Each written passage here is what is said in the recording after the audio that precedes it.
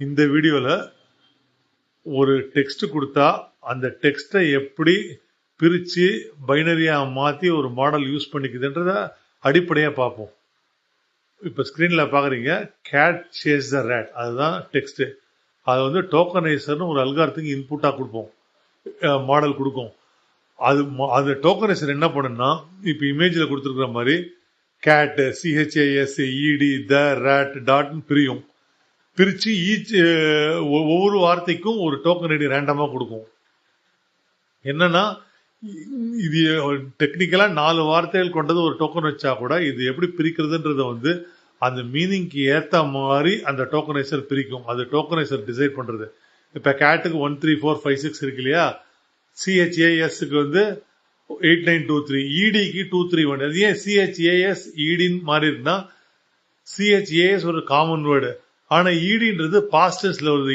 இதை வந்து நாளைக்கு இதே மாடல் சேஸ்டு, வாக்டு, டாக்டுன்னு எல்லா வார்த்தைக்கும் யூஸ் பண்ணலாம். இந்த மாதிரி ஒரு வசதியாக தான் அது பிரிச்சுக்கும். ஓகே, பிரிச்சாச்சா, டோக்கன் ஐடியும் கிரியேட் ஆகிட்டா, அடுத்தது வெக்டார்ஸ். இங்கே தான் வந்து பார்த்தீங்கன்னா ஒவ்வொரு, இப்போ கேட்டுனா நீங்கள் பார்ப்பீங்க 1 வந்து கேட்டு, ஆனால் நிறைய நம்பர்ஸ் கொடுத்துருக்கு. அது ஏன்னா இங்கே தான் வந்து எம்பிடிங் லேயர்னு பேர். இங்கே சும்மா சிஏடி கேட்னு ஸ்டோர் பண்ணாமல் அதை பற்றின சரௌண்டிங் மீனிங் பூராத்தையும் ஒரு நியூமெரிக்கல் ரெப்ரசன்டேஷனாக கொண்டு வந்துடுது. இப்போ கேட்னா அது ஒரு மேமல், ஓகே, அது ஒரு அனிமல், அது வந்து லயன், டைகர், அதுக்கெல்லாம் ரிலேட்டடு. ஓகே, இது ஒரு ஸ்லாங்காக கூட யூஸ் பண்ணலாம், கூல் கேட் அப்படின்னு யூஸ் பண்ணலாம், இல்லை மியூசிக்கில் யூஸ் பண்ணலாம். இது மாதிரி நிறைய விதத்தில் அந்த கேட்ன்ற வார்த்தை யூஸ் பண்ண முடியும் இல்லையா.